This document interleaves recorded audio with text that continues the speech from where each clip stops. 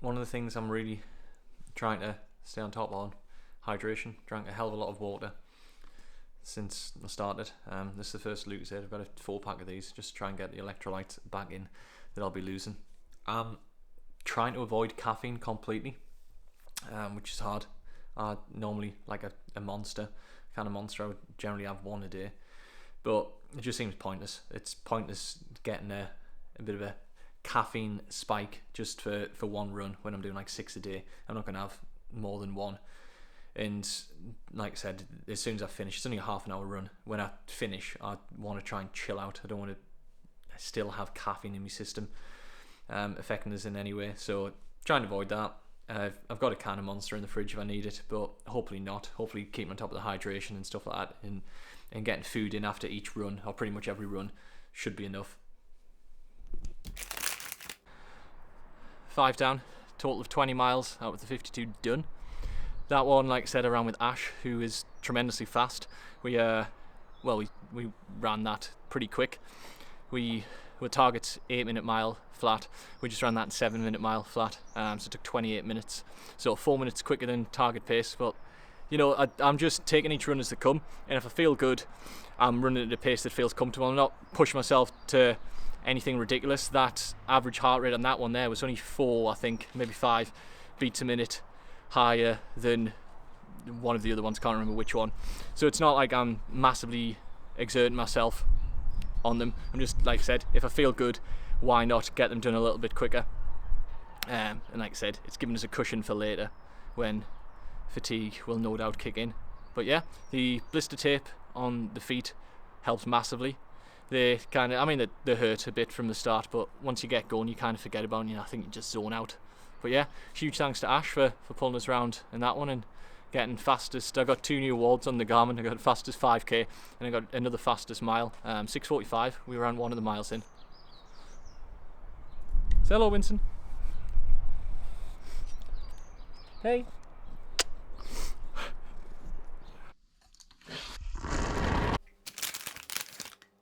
So before I started out on this, I thought about what I would be eating and what I would want to eat, and I rang my good old friend Chipchoge. You might know him. He's won a few marathons. He broke the 2-hour marathon, and he said, Stephen, he said, do you know what I ate before I broke the 2-hour marathon? And he said, I don't know if you've got them in England, but in Kenya we've got something called super noodles. I said, oh, we've got them, mate. We do them here. Spicy curry, perfect. He said with bread, couple of slices of bread, super noodles. I said, mate, I make my own sourdough. He said, even better. So, following War Chip's advice, early lunch. True story, that. That's 6 down. 6. I can't make 6 on one hand, but 5 plus 1. 6 down. 7 to go. That was the 2 p.m. afternoon one. Jen came, joined in. Yeah, still going well. Pace is quicker than I thought, but I'm sure it'll slow down at some point. Legs are starting to feel heavy, very heavy. I just feel tired, feel a bit sluggish. Feel like I could trip over at some point. So that's probably going to be fun over the next few ones. So this is now me between the runs. Fatigue. Alright, cute. Has kicked in big time. The lack of sleep last night kind of hit us pretty hard. Had an hour nap after the 10 o'clock run this morning, and then after that 2 p.m. run, I've had some pasta. I wasn't really hungry.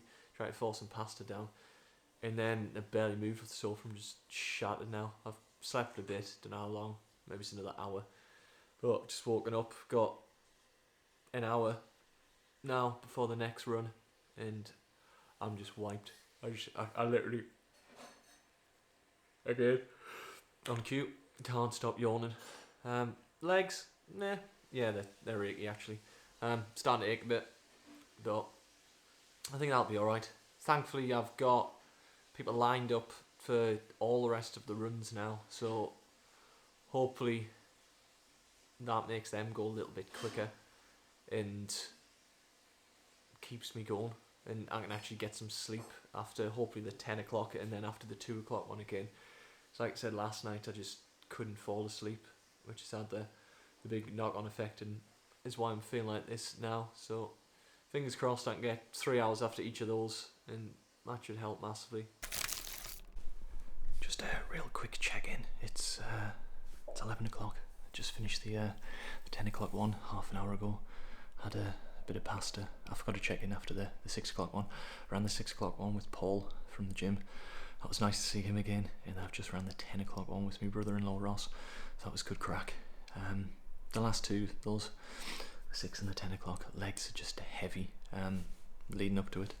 I've had a few naps on the sofa and stuff in between. Just keep drifting off. I'm shattered, so hopefully I'm going to go to bed now and get a good 2.5 hours. And then, yeah, 2 o'clock. Kind of, once I get the 2 o'clock out of the way, I think hopefully tomorrow's going to be alright. But the legs seem to ease off once I get going on the running. They're just really, really heavy before start and mill around the house. But yeah, 5 to go, so nearly there, kind of.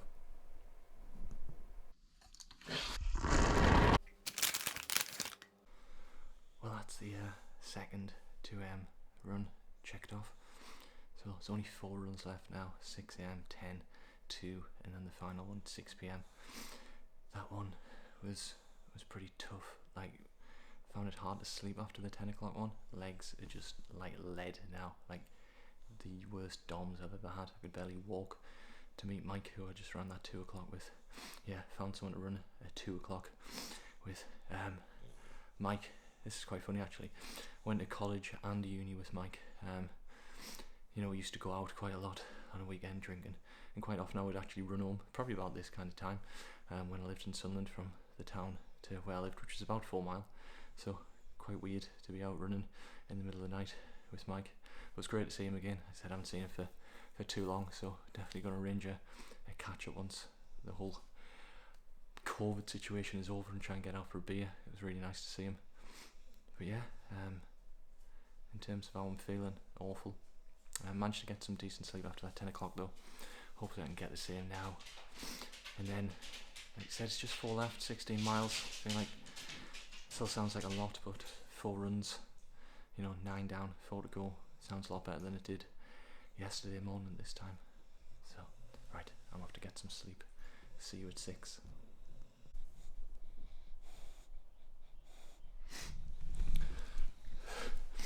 So that's the 6am run done, ticked off.